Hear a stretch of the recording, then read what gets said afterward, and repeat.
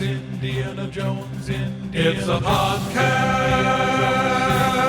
about Indiana Jones. Every movie, 1 minute at a time. The Indiana Jones Minute. Welcome back to the Indiana Jones Minute, the podcast where we get to the heart of Indiana Jones and the Temple of Doom, one or two bad guys at a time. I'm Pete Mummer. I'm Tom Taylor. I'm Jerry Porter. And today we're happy to welcome back Stephen Badham, a man who once had an office in the Temple of Doom. Welcome back to the show, Stephen. Yeah, I mean, the company I worked for had an office. I can't say I had any stake in it. That's good enough. And you live near Pat Roach. Yeah. Yeah, I mean- used to. Well, UC's fine. More than us. Yeah. Well, now that we've got the used tos out of the way, we can move forward to minute 80, which begins with Mola Ram gently stroking Willie's face and ends with a dead-eyed Indy slowly walking around Willie's lava cage. Yeah, what's really nice is at the beginning of this minute, we see Mola Ram does a pre-heart ripping face caress for everybody. Mm-hmm. Regardless of gender or creed. I mean, it's welcoming. It's part of the ritual. It's part of the ritual, but it's also kind of like a calming thing, and he kind of, or maybe it's a disgusting thing. I'm not sure, but it doesn't seem to calm down anybody.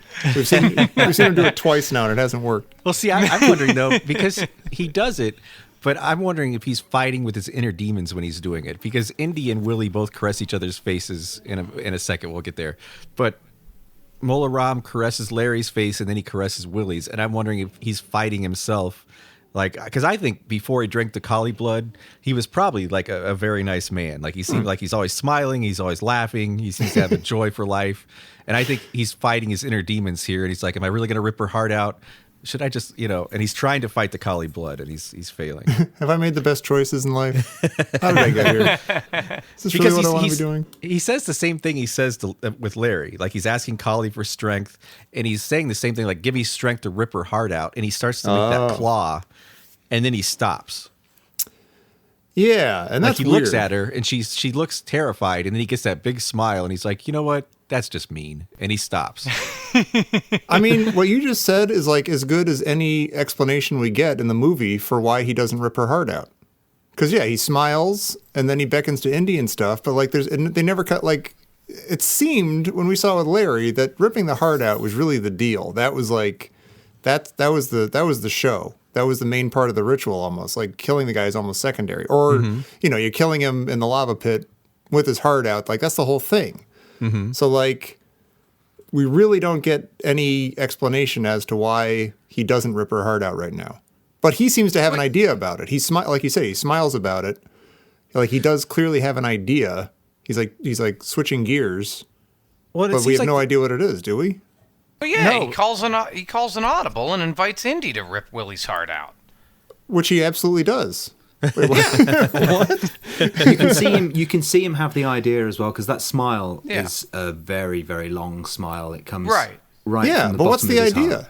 That's what I'm saying. Like, what is his idea? Like, all that Indy does It's is the go work- over and work lock her in the experience cage. guy. I'm going to give the work experience guy something to do that will make him feel good about his day and go home and tell his parents that he did something that meant something to the company.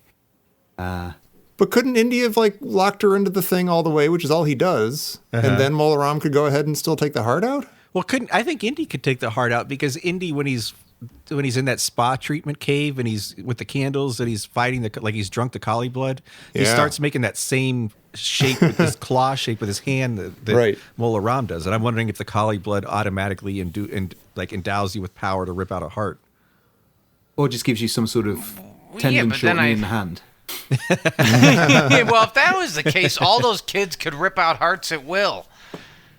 Well, we don't know they can't. All Yeah. those. Well, that's true. They just Or don't. that they've all drunk the blood. We don't know that either, really. I know. I'm going with every one of them. It's blood for all. I'm going, all of them get blood. If That's you're good of down you. there, you get blood. You know what I noticed is Mola Ram has those carpal tunnel supports on his wrists. Oh yeah. And I think he's going to burn out. You know, he's just been doing too many sacrifices, and it's inflaming his tendons, and that is why he alley-oops Indy here, and he wants him to do it. Yeah, Yeah. But still, he keeps saying do it. Indy doesn't do it. Nobody rips out the heart. That's what's bothering me. As it pans across to Indy as well, one of the goons. It really reminds me of the voodoo guy from Live and Let Die, Baron Samedi. Oh, yeah. Yeah. And The also 7-Up guy. you can see in the background there are like these hooks on poles that look very much like props left over from Quint's boat in Jaws. Oh, they do. Oh my God. Yeah. Oh, wow. I just saw that. Wait a second. Tom, you're right. What? Why doesn't he rip her fucking heart out? Nobody rips out her heart. That's the whole deal That's with the the Temple whole of Doom. show. Yeah. That's the whole show. They can't even see her going down into the lava pit. Is it because Indy already taught her? Oh, is Indy already ripped out her heart? Oh. Oh my God. Yeah, That's what I mean, Mola Ram not senses physically. that. Yeah. Yeah. He's like, oh wait, her heart is broken. Like by this guy over here, I'll have him lock her in, and that'll seal the deal. There you go. Oh my God, we are so smart. Indy gives a little smile as well. You know, he's like, yeah. Yeah. Yeah, I did that. Yeah. You're welcome, Mola Ram. My work here or is Indy's done. smile. I don't know whether Indy's smiling because he just is like baking everything and just thinks, well, Willie's going to die here, and that'll be good. Some sort of plausible deniability. Everything's coming up Indiana Jones. I already ripped her heart out once. About 2 hours ago. Oh, Well, I man. like it. I like that Mola Ram quotes Doug Henning in thank Raiders you. of the Lost Ark, and he says, "Come, come." Yeah, he's the evil Doug Henning. Yeah, Which I never noticed before. Again, like Yeah. I'd never noticed the guy yelling about farticles in the last minute, and this time I have no memory of him going, "Come." yeah. You know what's weird though, and is really strange here. Do you think when Mola Ram invites Indy to the cage and participate, sort of be his right hand man, do you think Chattar is like, what the hell? Hey, Like, I'm I've right been here, sitting here the Mola whole Ram. time. Yeah, exactly. Like, I'm right here, Mola Ram. Is he jealous? I mean, He you get doesn't this. seem to be. I looks don't very know. short That's in gotta that shot. really. That's gotta Yeah. chafe. That's gotta chafe. Well, Some in sort of I mean, inferiority complex going on, maybe, because Yeah. when it pans across, he does look like he's literally at shoulder height to Indy. yeah, Yeah. Right. But he's kind of got these adoring eyes. Like, oh my God, this guy's dreamy. Yeah, he does. He But does. isn't But he? in this- Look at that chest. Look at those shoulders. Yeah. The guy's built. Yeah, He's looking good.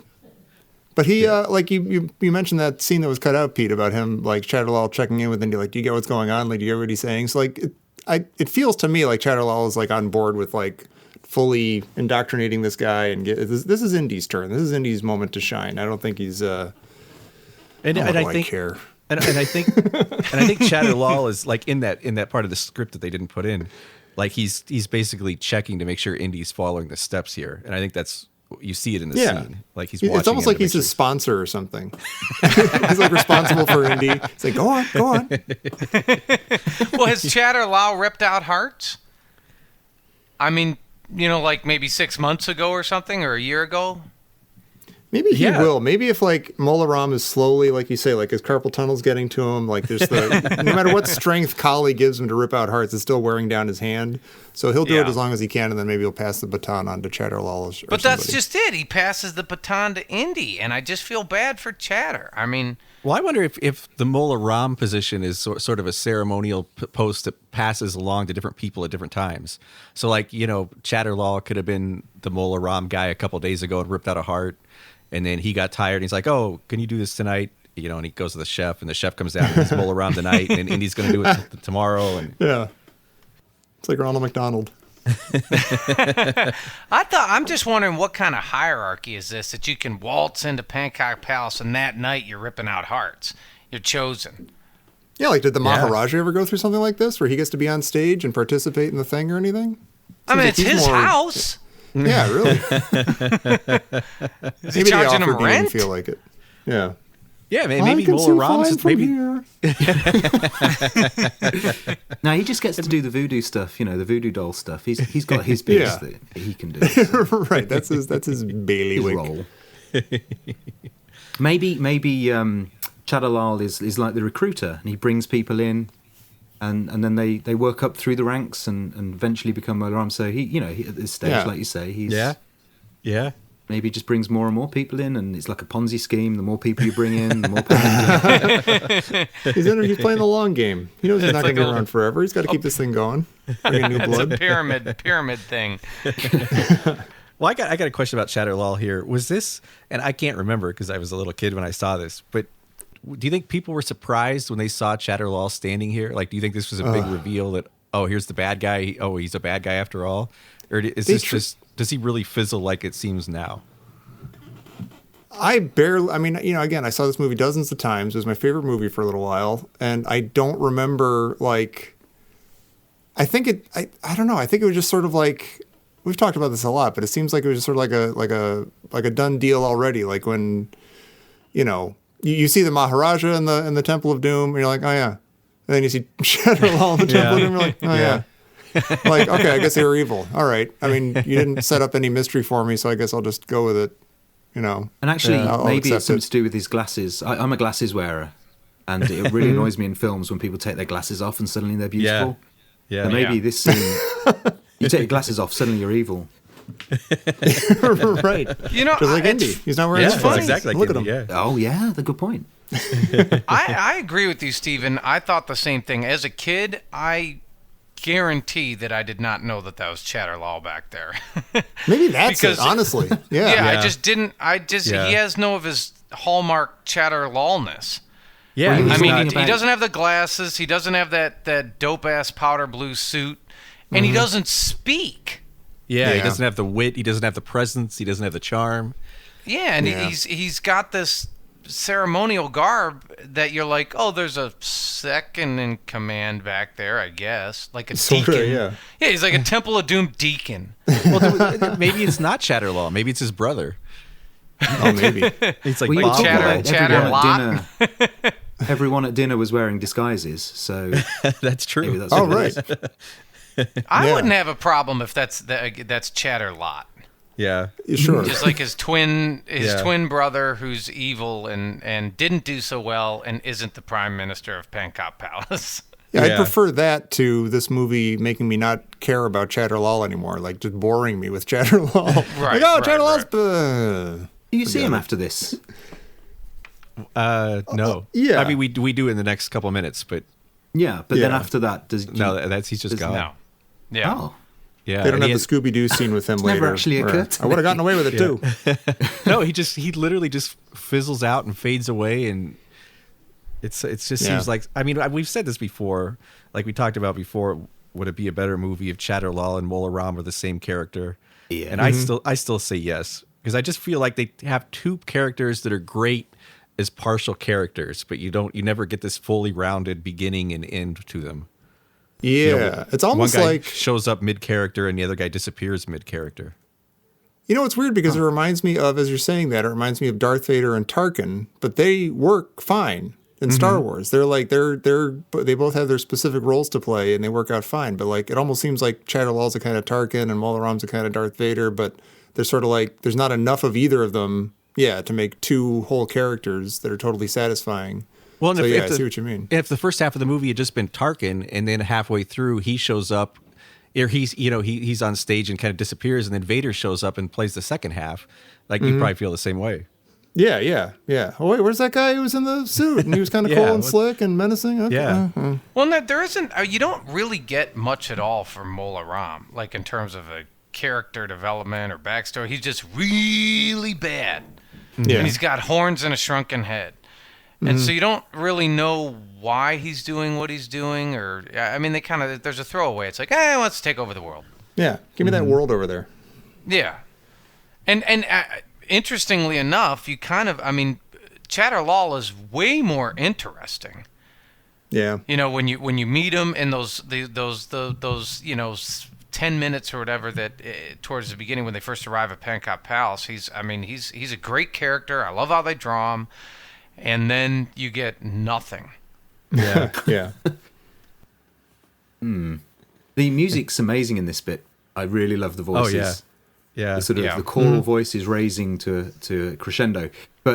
But it does sound an awful... I don't know if this happens in sport in America, but when a penalty is about to be taken in football, brackets, soccer, everybody sort of chant the, oh, and then when the penalty is about to be taken, they go, yeah, like this. So in this, it rises, and then when they turn to Indy and say, come, you actually hear the people just go, oh. There's no disappointed. Oh. Well, I don't know. Yeah, why do they choose Indy? It's just... Well, they're clearly very disappointed by that choice. Yes, of course. Yeah. Well, I think they're mostly disappointed. Oh, then he's not going to do the hard thing. We all came here for the hard thing, and he's not doing it. Yeah. Yeah, God, that's the weirdest thing in the world. I didn't even think about that. That blew my... That's going to be up there with, for me, with, Marion. I'm never going to believe that she didn't explode in the truck. Yeah, I mean, imagine if they went through with that. What if Indy, what if Indy had even gone through the motions of taking her heart out or something? Because it does seem like that's what they're leading up to. You do it. You're the new kid. I'll give you a shot. Could they have possibly gotten away with Indy even attempting to do that? Would we still follow Indy to the edges of the earth? Sure. He said at the beginning, the problem with her is the noise. It's just and we did not disagree with him. Yeah. I don't know. I feel bad. It's just a strange setup. It's a strange setup. We know what's going to happen. Well, that's why that guy tells Arnold at the beginning of last minute he can oust the heart, but he's just going to do it metaphorically. Right. Or maybe it's there's a verb tense thing that we're not picking up on. Oh, the heart's been ousted. It's good. It's pre-ousted. Tense thing. I noticed something weird here at the end of this minute. I've never seen before the mime, the Bear and Samdi mime guys have little shrunken heads on their turbans as well, and the little shrunken heads have little Mola Ram hats. Get out of here. Really? No, I looked. Actually, I have a note, and my note is Pete. What's going on with the skeleton altar boy's head ornament? Oh my God! Second 53. They're it's like a shrunken head that someone shrunk. Yeah. And no Indy fan has ever made a nesting doll thing of these guys with Mola Ram, and then it's a guard with a shrunken head, and then the shrunken head has a Mola Ram head. Oh, that's insane. It's like the altar behind is just large skull, smaller skull, smaller skull, smaller skull. So it's skulls all the way down. Yeah. We talked about that. It's a very one-dimensional type church ornamentation theme. I was disappointed. It's foreshadowing Crystal Skull. Yeah. I was disappointed. Have I made you sad? Could be. Yep. Sounds sad. One thing that is interesting is it looks like Mola Ram is a switch hitter with the heart sacrifice thing. Now, I know he didn't do it, but, he approaches Willie that's his left hand. He originally rips the heart out with his right hand. He rips Larry's heart out with his right hand. Oh, that's true. But then when he uses his left hand with Willie. So that's I think he's either ambidextrous or maybe that's his part of the psych ceremony. The ceremony's going to go through if it's his right hand, but if he uses his left hand, well... Yeah, that's his tell. Either that or his physio has told him to use both hands to spread the difference between the pain. Exactly. The right hand is not going to last, Mola Ram. It's like using the left-handed true. mouse. Exactly. But what's interesting is that we talked about the Pat Roach whippings, and he was ambidextrous too. He could whip right-handed. He can whip kids left-handed. So maybe just ambidexterity is the ladder to success. Yeah, at the Temple of Doom. Yeah. What do you think when Mola Ram's kind of caressing her face? What do you think Mola Ram's hand smells like? Oil. Do his hands smell clean or like lavender? Yeah, like a lavender oil. Yeah, for some reason I absolutely agree. I feel like he's got very pleasant smelling hands. Yeah. They look nice hands. He's being very gentle with them. I think it's probably yeah.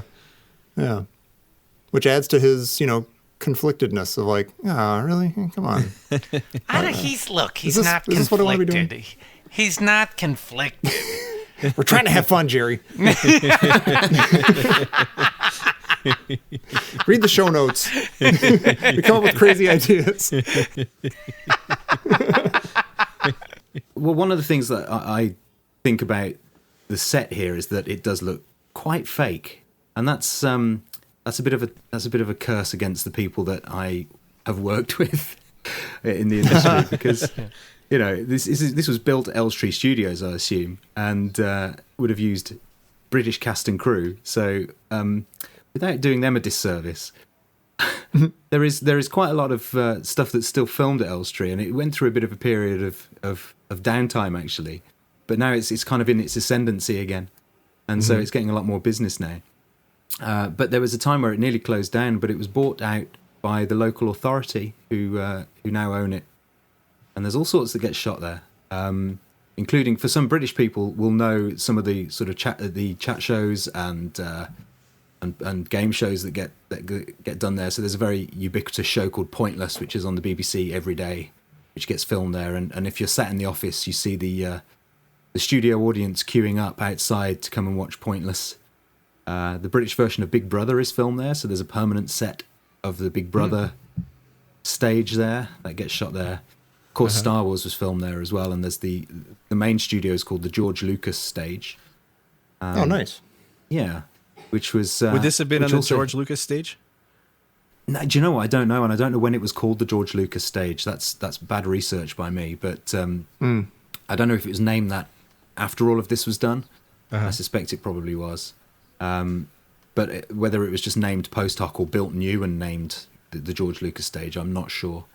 But some of the other films, I've got a colleague who still works there, and I got in touch with them before I recorded this just to find out what other things had filmed there recently. So within the last 5 or 10 years, you've had World's End, which was the Simon Pegg film that's shot there. The new Paddington Bear film, Paddington. World War Z, or World War Z, as we would call it in the UK. Brad Pitt. The King's Speech. And then the Netflix show The Crown was filmed there. And I was lucky enough to still be working for the company I worked for then when I visited the set of that. So I managed to go onto the set of The Crown, and they built a replica of Downing Street on the back lot as well. Oh, wow. And it's doing really well. You know, it's a pretty successful business now, and they're expanding and building new studios and a new backlot as well. And the UK is becoming a really huge filming destination. Obviously, all the new Star Wars films are shot here, Pinewood, and there's a number of studios being built around the country because obviously, you know, the UK is about the size of California, so you can get around a lot of it pretty quickly. And there's a lot of great locations here. So that's what I used to do was introduce location managers and producers to locations that I represented in the central England area. So I worked on a number of projects, including Star Wars and World War Z. Wow. And brought them in and showed them places. They ended up filming in different places, which was a little bit frustrating. But we did recce's with them and that sort of stuff. But well, how big would the like when you look at this studio, when you look at this set for the actual Temple of Doom, was it just like a giant cavernous kind of hangar looking building? Like would this set have taken the entire space? They tend to just be big soundproof boxes. A lot of the requests that I was getting for studio space for some of these huge projects that were coming into the UK, especially the big television projects like Game of Thrones, which gets shot in Northern Ireland, and some of the big Dickensian dramas that have been filmed recently, they were looking for spaces in excess of 50 to 60,000 square foot. Wow. With 30-foot clearance to be able to build very large sets and film within a pretty unrestricted space. But the one that they did for The Crown, I mean, they literally built it to the walls. So there was a small walking space to get around the edges, and then you were just in on the set. And so they do really use the space very carefully and plan it out very strictly according to the size that they can use. Yeah, I think it was Andrew Hawthorne was talking about how, or maybe it was Chris Eliopoulos, how the set was kind of self-lighting. Like they had, like I think this might have been one of those that used most of the space in the set because they had the lighting was internal to the set, So the lighting you see in the set is actually the lighting. So it was lit with the flames. Yeah, I'm not sure exactly how, or like, they're like, the lava provides a lot of the light, or how that works. Yeah, I mean, it's I was interesting. thinking about, I mean, you just need a hell of a ventilation system. Oh yeah, Right. For all that. yeah. Yeah, I don't know. I mean, it doesn't seem like a scene that's going to be particularly bothered by. Well, I guess no. Soundproofing would be absolutely necessary for this one because it is quite a lot of speech in it, but there's quite a lot of background noise and sound, so it's not massive. They could probably do some ADR on that and record the sound afterwards because there's probably a lot of noise going on from various things rumbling in the background. But yeah, it's interesting because there's a TV show called Wolf Hall. I don't know if you've had it in the US, which is about Henry VIII and that time. And it's a Hilary Mantel book that was adapted. And the entire thing was shot by natural light, candlelight and natural light. And they were using locations. So they were filming in historic houses and asking to use hundreds of candles around these historic buildings that were 400 or 500 years old. And some of the owners got very twitchy. Oh my God. But flames and paintings don't go well together. Wait a second. Something's coming in. Oh, This just in from Professor Christy Porter. I had a bunch of stuff to say about this minute, but I was interrupted by Jehovah's Witnesses. I'm going to use that excuse. Well, that was that. Well, thank you, Professor Porter. all right. I'm not sure how to segue from that. I think that was the truth, actually. I believe it. It just sits there in the middle of the floor. Well, Stephen, it's been fun having you on. If people would like to hear more about your dance or stuff you worked on, how can people find you? Yeah, so then go to the website, which is hotginger.org, O-R-G. Yeah, we've got lots of things coming up, lots of dances in Birmingham in the UK, which is where I'm based, including a big international festival in November with lots of teachers from around the world who are going to be coming in and teaching there. And we'll be dancing to 1930s swing music, but not anything goes. Cool. And Jerry, if people want to find out where Anything Goes actually does take place, where could they do that? Well, they should join us at the Indiana Jones Minute Listeners Crusade, which is our Facebook group, and there's all sorts of discussions about. I can't believe they didn't rip Willie's heart out.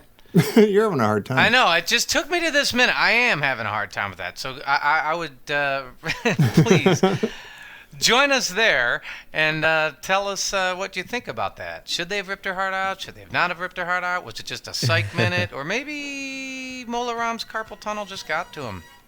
Just put her in the flames. And at that, we're going to put this episode in the flames. And you can join us back here Monday for minute 81 of the Indiana Jones Minute. Jones! That was a good one. That was good. Yeah. That's a great one. Yeah.